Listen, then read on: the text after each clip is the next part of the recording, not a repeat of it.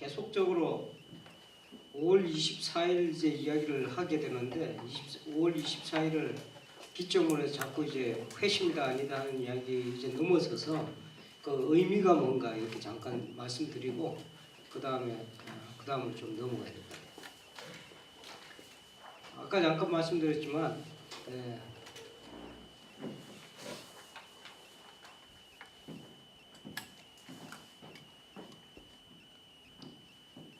웨슬리나 바울은 비슷한 삶의 패턴은 좀 그랬던 것 같아요. 바울만 해도 그 유대인들의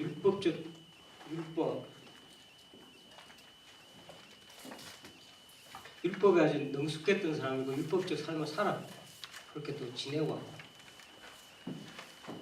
웨슬리 같은 경우는 이미 성화적 삶을 살았다 이렇게 보면 돼요.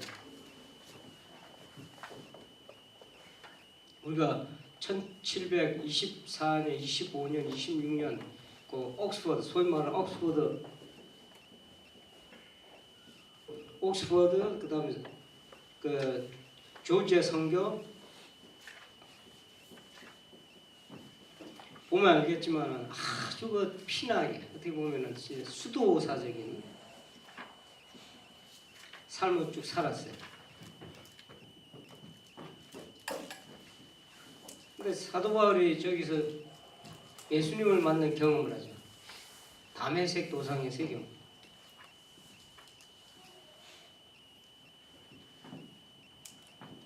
이는 알더스게이트.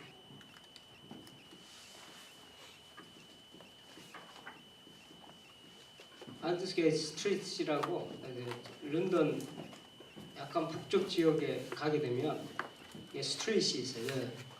그 거리에서 이렇게 모였던 그쪽 주변에서 모였던 그 신앙의 어떤 그룹들 성경 공부도 하고 이렇게 예배도 같이 드리고 그런 그 그룹에서 그 로마서 서문 루트의 로마서 서문을 읽는 그 장면을 기억을 합니다. 듣게 되고 어떤 큰 경험을 하죠. 이 다메섹에서는 바울은 다메섹에서 직접 이제 주님을 만난 그런 경험을 하죠. 그래서 이거를 자꾸 회심이라는 말을 쓰거든요. 바울에게 있어서 회심도 사실은 저는 좀 잘 안 맞다고 생각해요. 왜냐하면 이전의 삶은 완전히 폐기한 것이 아니고 바울 스스로가 이야기하기를 율법을 완성을 한 것이 복음이다 이렇게 이야기를 하거든요.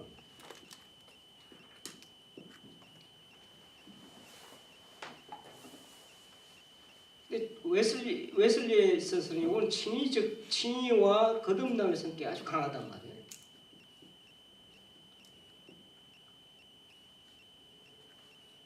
그래서 이런 것들이 통합해서 웨슬리에 있어서 알더스게이트 이 익스피리언스는 오히려 가장 뚜렷한 특성을 보이는 것은 이전의 삶을 전복시킨 것이 아니고 이전의 삶과 이후의 삶을 연결한 사건이 아니겠는가.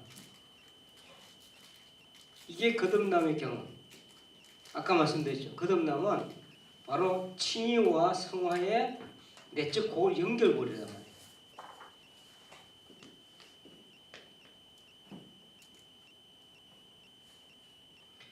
요즘 개인적으로 산상수훈 쭉 보면서 주기도문을 좀 보고 있어요. 주기도문. 뭐 이런 말 하면 좀 어쩔지 모르겠는데 50대 중반에 이렇게 접어들 때까지 주기도문을 수없이 많이 외웠단 말이에요. 지금도 외우고 있죠. 수없이 많이 들었고.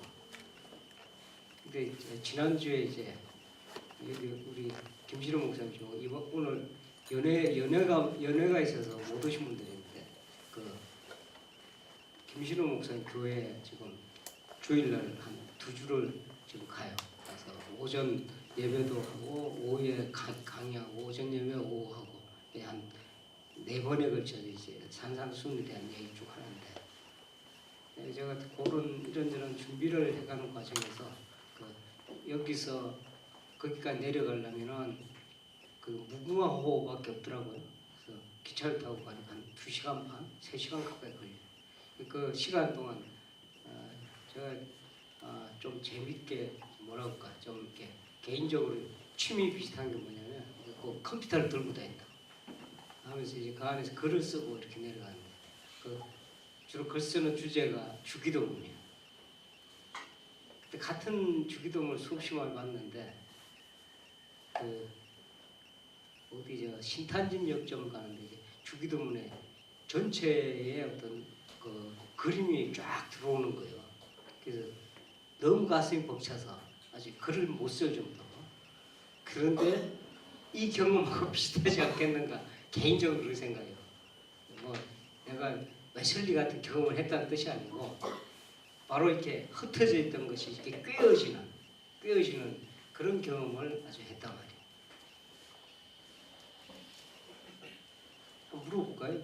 한번 생각해볼까요? 이제 주기도문 우리가 이렇게 하죠. 하늘에 계신 우리 아버지 이렇게 쭉 시작을 해갖고 한번 이제 기회가 되면 이 강의를 한번 했으면 좋겠어요. 하늘에 계신 우리 아버지 이런 그런 기억을 받으시오면서 쭉 하잖아요. 그래서 제가 어디서 걸렸냐면은 일용할 양식에 딱 걸렸어. 일용할 양식. 일용할 양식이 뭐죠? 왜 제가 이 말씀 드리냐면 요거하고 관련이 있어서 그래요. 뭐라고 생각하세요? 일용할 양식. 우리 그냥 매일매일 먹는 음식을 말하는 거? 오늘 필요한 뭐라고 생각하는 거예요? 양식, 그죠? 네. 브레드지만 꼭 먹는 브레드만 영적인 양식 아니에요. 네. 잘 보셔서. 그래서 조금 더 구체적으로 들어가 보면 그 앞에 기도문하고 뒤에 기도문들하고 이렇게 구조가 그렇게 되잖아요. 오늘 사실 주기도문만 해고 가도 그죠.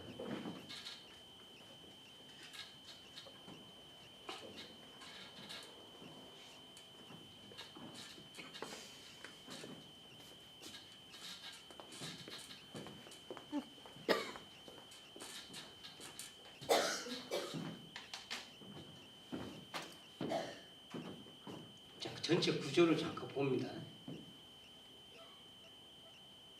간단해요. 하늘에 계신 우리 아버지부터 뭐 이렇게 끝나고 대개 나라 권세가 권세와 영광의 아버지께 영원히 있사옵나이다 하고 딱 끝나는 그 장면 간단한데 처음에 이렇게 기도의 대상에 대해서 나오잖아요. 누구한테 기도하는가. 두 번째 이렇게 보니까 이 구하는 게 몇 개가 나와요? 전체? 하늘에 계신 우리 아버지부터 시작해갖고 그 다음에 쭉 나오잖아요, 그죠? 전체가 6가지가 나옵니다. 6가지. 소위 6가지 기원문 이렇게 되죠. 마지막은 이 성령이라고 성령. 영광이 권세 영광이 아버지 영원히 있나이다. 성령. 6가지 교문을 가만히 들여다보니까 6가지 한번 펴볼까요? 처음 뭐죠? 이름이 거룩히 여김을 받으시오며 다음 나라의 임하옵시며 다음 뜻이 하늘에서 이루어진 것 땅에서도 이루어지다. 네 번째가 일용할 양식을 줍시고 우리가 우리의 재전절 사해 준 것 같이 우리 죄를 사해 주옵시고 사하심 죄사함 다음에 끝으로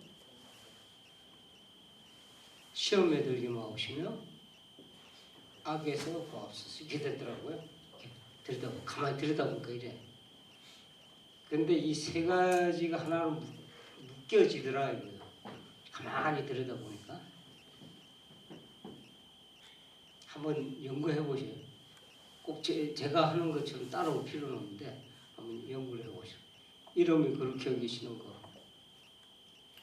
이거는 우리 보통 얘기할 때 하나님의 이름이 그렇게 여김을 받는다면 예배의 대상 아니에요. 예배가 됩니다. 나라가 임한다. 하나님 나라가 임한다. 하나님 뜻이 이루어진 거예요. 땅에서도 이루어지다. 이게 가만히 제가 6장의 전체 구조를 보니까 이게 이렇게 되더라고. 연결이.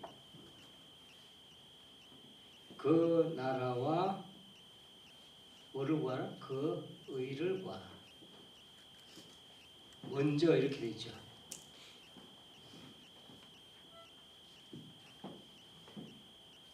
왜냐면 하나님 뜻 자체가 여기다 포함이 돼 있더라고요. 그 나라 그 의를 구하는 거. 나라 이름이 그렇게 여기는 받는다. 그래도 한번 잘 생각해 보시오. 이게 의하고 관련이 있습니다. 의하고 우리가 보통 이야기는 의 있죠. 의. 우리가 이름이 그렇게 여김을 받으시오며 할 때 하나님의 이름을 그렇게 여김을 받는 그 사건이 되어지는 것은 의의 사건이에요. 의의 사건. 나중에 기회가 있을 거예요. 여기서 이거 하려고 하는 게 아니고 자 이게 되는데 결국은 이게 보니까 기도 제목이 한 가지로 집약이 되더라 이거예요. 먼저 그 나라 의를 구하는 걸로. 그런데 이 세 가지 사건 오늘 이야기하고 싶은 게 이거예요. 이 세 가지 사건은 얘가 이루어지는데 필요한 것들이에요. 가만히 들여다보니까.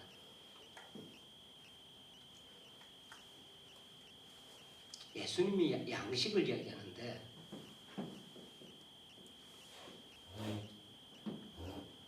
예수님이 양식을 말씀하신 적이 있어요. 예수님 스스로 양식이라고 말씀하신 적이 있죠. 그 어디에서 뭐라 그래요? 나는 하늘에서 내려온 떡이다 그러잖아요. 생명의 양식이다 이렇게 얘기를 한다. 그래서 그 파트를 가만히 들여다 그리고 예수님이 그 광야에서 시험 봤죠. 그 먹을 거 갖고 시험을 하는데 양식 갖고 시험을 하잖아요. 그럴 때 예수님의 답변이 기억나십니까?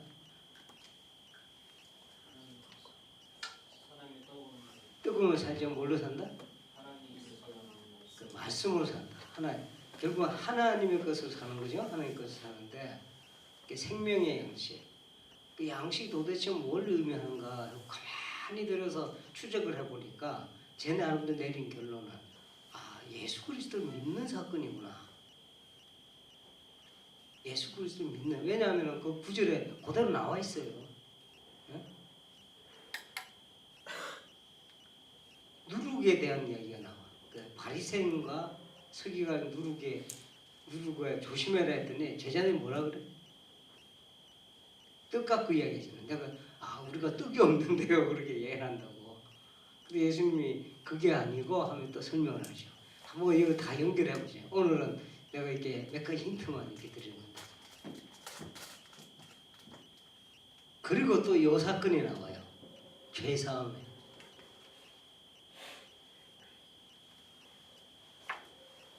복음을 믿으면 무슨 일이 발생이 된다고 했어? 아까 했잖아요. 죄사함의 역사가 일어난다고 했잖아요. 죄사함의 역사 이후에 또 어떤 은총의 사건이 나타나요? 거듭나면서 성장이 일어나죠. 그때 필연적으로 부닥치게 되는 문제가 시험과 악이요. 하나의 일목요연한 내용을 갖고 있더라고 이게.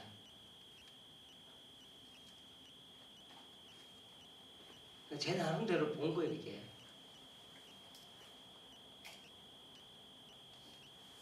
나중에 상세하게 한번 이야기해볼 기회가 있을 거예요. 제가 이 말씀 왜 드리냐면 웨슬리의 경험 속에 디비니티라는 그 흐름에서 디비니티라는 흐름에서 웨슬리가 처음에 조각조각 났던 이야기들이에요. 각각의 사건들이었어요. 각각의 사건들인데 이 사건을 계기로 해서 모든 게 통합이 일어났단 말이에요. 이해가 됐어.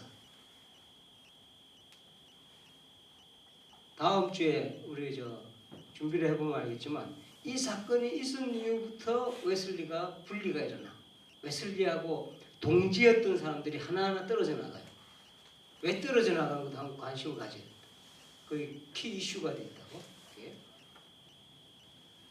하나의 이야기를 던진다 그러면 결국은 웨슬리가 하나의 전체적인 그림을 쫙 그리게 됐다는 거예요. 이게 소위 말하는 우리가 꿰는다는 말이 여기서 나와요. 구설들이 이렇게 있잖아요. 옛말에 그런 말 있죠. 구설이 서말이라도 서말 정도면 어느 정도 되는지 알아요? 한 세 푸대기 정도 되는 거예요. 구설, 이쁜 구설들이 있어. 근데 그 각각이 놀면 아무 소용이 없는 거예요. 우리의 지식도 그렇고 성경도 그렇고 성경 이해도 그렇고 그래요. 그런데 웨슬리가 그런 시기를 거쳐왔다고. 그동안에 구설 서말을 부대에 이렇게 자꾸 모으는 역할을 해서 공부도 열심히 하고 뭐 어쨌든 그렇게 살아보려고 애를 쓰고 이 모든 것이 중요한. 구설이 있어야 꿰지. 구설을 일단은 준비하는 게 중요한 거예요. 그런데 이것이 그냥 흩어져서 그냥 갔더라면 웨슬리는 없었다는 거예요. 이 꿰는 작업을 꿰려면 구슬마다 구멍이 다 뚫려져야 되잖아. 그런 거 해봤어요? 혹시 뭐 구슬 이렇게 목걸이 같은 거 만들려면 그 구멍을 꿰고 구멍을 뚫고 하는 작업이 피나는 작업인데 힘든 작업이요. 꿰는 거 쉬워. 그냥 실로 쑥 열면 금방 꿰지. 근데 다 구멍을 일일이 뚫어야 되거든. 그렇게 하는 작업이 조지아의 시간이 아니었던가 난 그렇게 생각해. 그간에 구설도 모으고 꿰는 작업도 그러니까 피나는 어떤 시간들이 흘러서 조지아에서의 그런 경험들이 결국은 나중에 하나의 안목이 생기게 됐고 거기서 이제 구슬을 꿰게 되는 그게 깬 사건이 나는 1738년 5월 24일 사건이다. 무지하게 중요한 사건이에요. 사건은 중요한데 우리가 알아야 될 게 웨슬리 자체가 이 사건에 대해서 우리 피에트가 지적을 했듯이 별로 언급을 안 합니다. 그 뒤에 유명한 학자인 아우틀러도 별로 언급을 잘 안 해요. 왜냐하면 추적을 해보니까 웨슬리 자신이 여기 대해서 중요하다고 언급을 별로 안 하니까. 그러나 아까 말씀드린 이 전체를 꿰는 사건이라는 점에서는 무지하게 중요한, 제 개인적으로 그렇게 생각해요. 웨슬리가 그걸 인식했든 안 했든 아주 중요한 사건이었다. 그러니까 구슬이 선말이었던 것을 실제로 꿰어서 보화로 만들고 아름다운 이 목걸이를 만들어서 쓸모있게 이제부터 작동을 시작하게 된 그런 아주 중요한 계기가 됐다. 오늘 비유가 좀 나오는데 그렇죠? 이거 생각 잘 해오셔야 돼요. 근데 이 개인마다 목회 현장에 계시는 분들이나 사실은 신앙생활을 하는 사람들이나 이 개인마다 이런 경험이지. 꿰는 경험. 이 경험이 있는 사람과 없는 사람 달라요. 있는 사람은 각양각색의 아름다운 형태의 그런 것들을 만들어서 사람들한테 나눠줄 수 있는 능력이 있는 거예요. 어떤 걸 갖다가도 이렇게 깨갖고 하면 아주 멋있는 게 나온다. 이게 예술가 아니에요. 예술의 경지에 이런 사람은 흩어지는 소재 갖고도 이렇게 모아놓으면 그게 아주 멋있다고. 그러니까 안 되는 사람은 아무리 좋은 거 갖다 놔도 내 요리해보면 알아요. 제가 옛날에 총각 시절인가 아마 그러네요. 오병이어 선교라고 제가 그때 창립을 했어요. 제 전도사 시절에 대학원 막 졸업하고 오병이어 선교 주축 멤버들이 영양사 있죠? 회사에서 일하는 영양사가 그분들이 모임이 조그맣게 모여서 성경 공부를 해달라 처음에 가서 조금씩 해주고 했는데 이제 그게 불이 붙어갖고 비전이 생겨서 이렇게 갈 게 아니라 먹는 거 갖고 선교를 하자. 지금은 아주 무지하게 커졌어요. 그게 뭐 회사도 하나 차리고 연간 매출이 한 50억이 가깝다고 하더라고요. 빌딩도 하나 샀더라고요.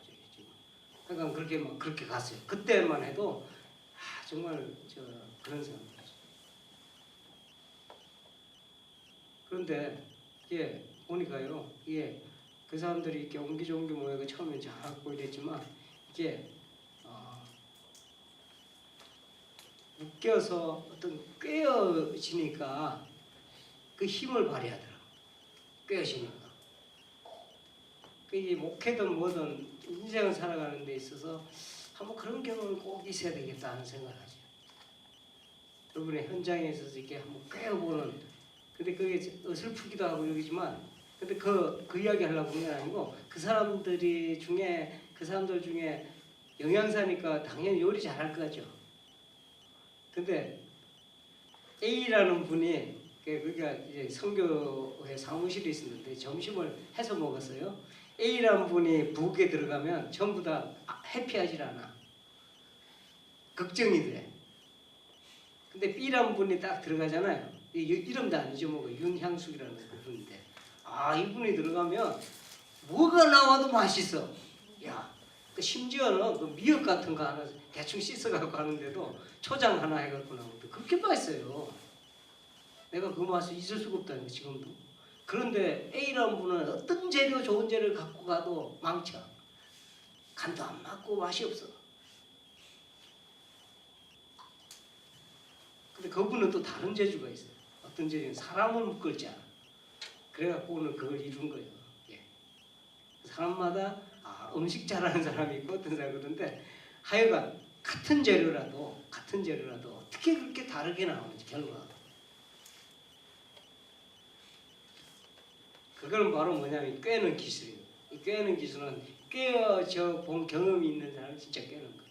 웨슬리 목회는 여기 앉으시면 사실 웨슬리 목회를 배우기 위해서 이렇게 앉아있는데, 웨슬리 목회는 이 꿰는 이 경험 때문에 앞으로 완전히 다른 형태의 목회 색깔이 나오기 시작했다.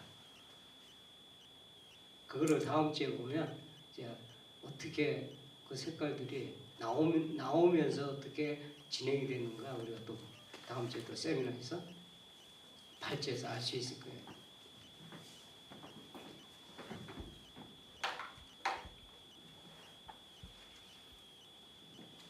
자, 여기까지 오늘 질문하실 거 혹시 있으시면. 교수님, 왜 웨슬리는 신앙적 전통에서 자랐고 또 로마서 바울의 신의도 알았고 루터도 알았는데 왜 그런 고민이 생겼을까요? 우선 신의에 대한 확신이 믿음에 대한 그 믿음으로 말미암아라는 고민을 이 단계에서 왜 해야만, 그 당시 뭐 신학적 어떤 그 교육의 문제인가 아니면 당시에 그게 참 흥미로운 질문이거든요. 근데 우리가 다 겪는 문제긴 해요. 이게 우리가 아는 거하고 그걸 실제로 체험하는 건 다른 것 같아요. 같은 내용을 갖고도 어떤 사람이 아까 그랬죠. 같은 소재를 갖고도 다르잖아요. 받아들이는 게. 그러니까 웨슬리가 이런저런 이제 오랜 신앙생활 전통의 또 독서를 통해서 다 알았죠. 내용적으로 알고 고민도 하고 이렇게 지내왔을 텐데, 문제는 그걸 결정적으로 내면화시키는 과정. 내면화시키는 거는 화중지병이란 말 들어봤죠?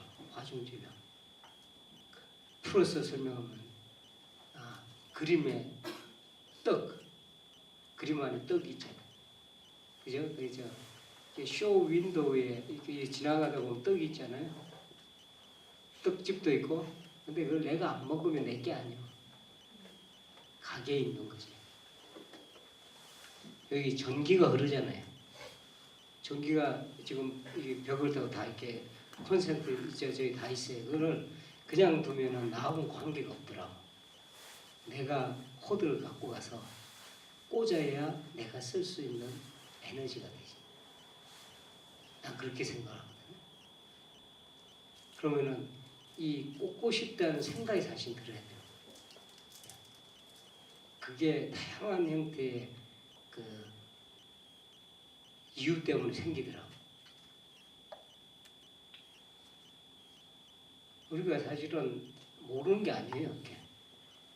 이게 꿰는 사건이 중요해요. 그게 다 흩어져 있잖아요. 이렇게 조각조각 나요. 성경도 이게 들을 만큼도 없고 뭐 이렇게 우리가 뭐 이게 주기도 모르는 게 아니잖아요. 수없이 많아요. 그 제가 고백을 하잖아요. 그렇게 수없이 하고 그렇게 했는데 어제 기차 타고 내려가면서 손이 떨려서 이렇게 타이핑이 안 될 정도로 새삼스러운 경험을 하는 거예요. 그런 경험이 왜 생겼을까 생각을 해봤어요. 그게 이게 관심이 집중되니까 생기는가 봐. 내 마음이 이렇게 계속 이렇게 집중이 되니까. 그저 유명한 하버마스라는 분이 그 철학자죠. 그 그 철학자가 했던 유명한 말이 있어요.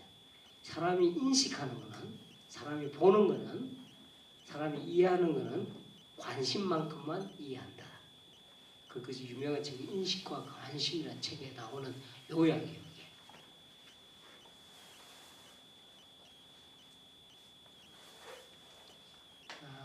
제가 범ing에서 공부할 때 제 선생님 중에 한 분이 여러분 이름 들어보면 알만한 힉이라는 거, 존 힉 들어보셨어요? 존 힉. 아마 종교 다원주의의 거두다 이렇게만 알고 있을 거예요. 아주 대단한 분이요. 양반. 세미나를 이렇게 세계적인 학자들 다 모여 있잖아요. 버밍엄 유니버시티 강당이 있어요. 이렇게 세미나하는 강당. 한 200명 이렇게 앉는 자리인데 보면 뭐 이름 들으면은 알만한 분들이 다 집계를 해요. 그래갖고 막 서로 디스커션을 이렇게 하죠. 주제를 갖고. 야, 근데 존 힉이 딱 등장해서 지팡이 넣고 이렇게 등장하잖아요. 그 치열한 논쟁이 있다가 존 힉 알아서 되면 샥 다 주고 그 정도로 권위가 있어요. 존 힉 막 어떤 사람 한국에 이렇게 좀 이렇게 약간 외국되게 소개를 듣는데, 근데 이런 존 힉이 한 말 때문에 이제 존 힉 소개를 한 거예요. 무슨 이야기를 하냐면 신앙에 대해서 이야기를 하는데 지금 흥미로운 비유를 듭니다. 자, 내가 어떤 여인이 있다. 야, 세상에 최고로 아름다운 미인입니다. 고백을 했다. 그럼 진짜로 그 사람이 세상에 최고로 아름다운 미인이겠느냐? 어떻게 생각해요?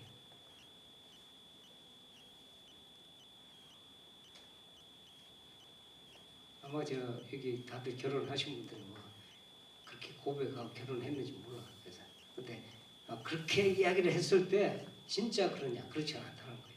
이분이 하는 얘기. 그때는 객관성을 갖고 하는 게 아니고 나의 열망과 나의 관심이라는 거예요. 그러니까 이 관심이 갈 때 그런 일이 내게 생겨요. 신앙적인 열정과 관심이 이 파션 있죠. 신앙적 열정. 이게 그래서 중요하다는 거예요. 지속적으로 이거를 물고 늘어지면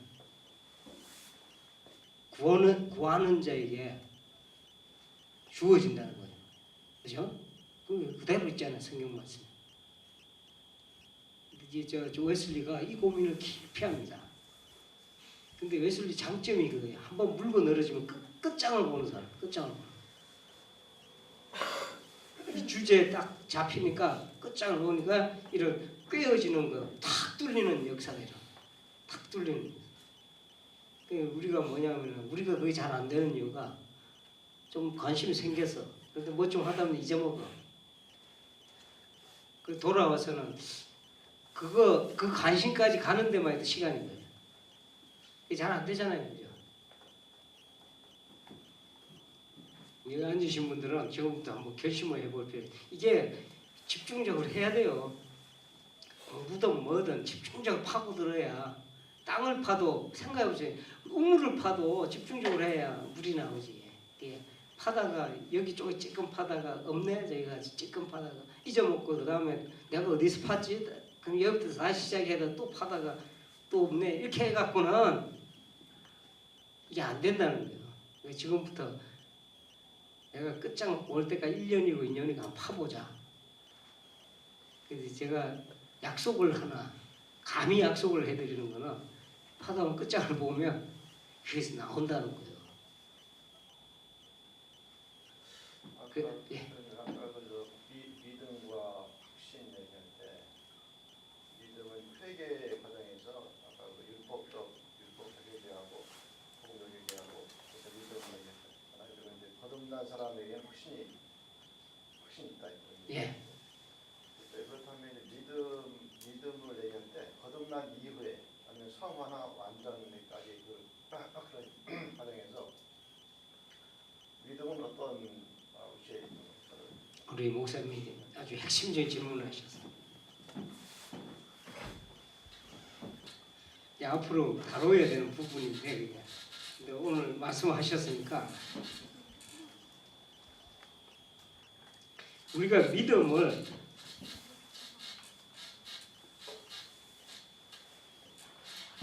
믿음을 이야기할 때 믿음을 우리가 좀 오해하는 부분이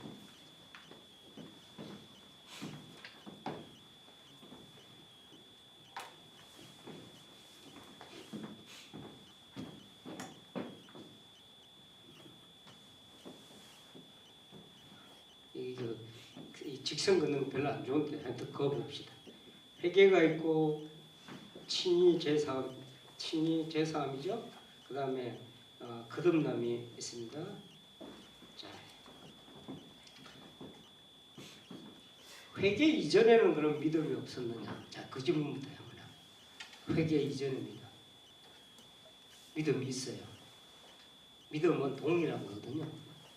회개 이전에 믿음이 있고 회개 이후에 칭의에 이르는 믿음이 있고 칭의에서 성화 과정에 있는 믿음이 있고 이 믿음이 동일한 믿음입니다. 하나의 믿음인데 그러면 회개 이전의 믿음을 뭐라고 웨슬리는 이름 붙였냐면 회개의 믿음이라고 했어요. 또 다른 용어가 있어요. 종의 믿음이다. 믿음은 믿음인데 종처럼 두려워하는 믿음이에요. 하나님의 진노를 두려워. 그래서 이 회개에 이르게 됐을 경우에 회개에서 칭의로 진행되는 때 또 역시 동일한 믿음이 있어야 이 사건이 일어나는 거예요. 이 믿음이 아까 말씀드린 칭의의 믿음이라고 해요. 칭의의 믿음.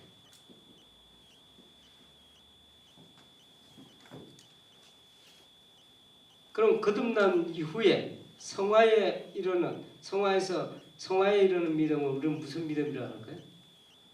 성화의 믿음이죠. 완전히 있으면 완전의 믿음이 되는 거. 이 성화 과정을 디테일하게 한 3단계 정도 또 나누잖아요. 어린아이의 믿음이 있고 청년의 믿음이 있고 장년의 믿음이 있고 믿음도 이렇게 다채롭게 변화해요. 이름이. 그런데 내용은 똑같다는 거예요. 믿음. 믿음이 뭐냐 했을 때 웨슬리는 히브리서 이야기를 하잖아요. 11장 1절의 말씀을 들면서 믿음은 결국은 하나님 세계, 하나님의 세계에 대한 영적인 인식이다. 스피리추얼 센스다. 보이지 않는 것들을 바라보는 시각이다. 이렇게 정의를 합니다. 나중에. 또 믿음에 대한 것이 약간 발전적인 그게 생기는데 그래서 결론적으로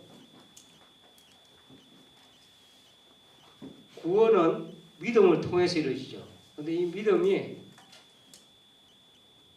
이신 칭의만 되는 게 아니고 이신 성화입니다. 이신 완전이고.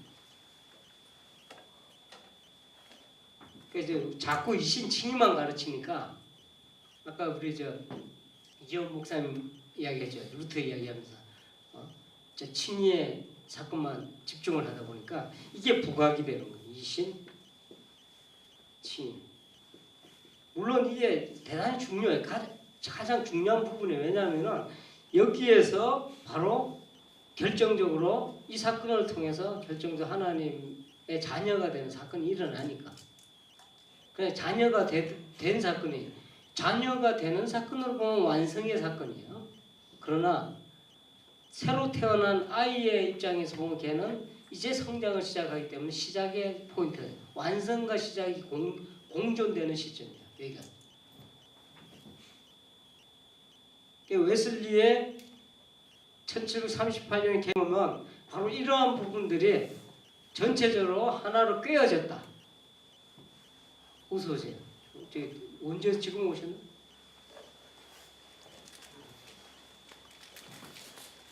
하나로 꿰어졌다. 그런 그걸 보시면 질문 답됐어요?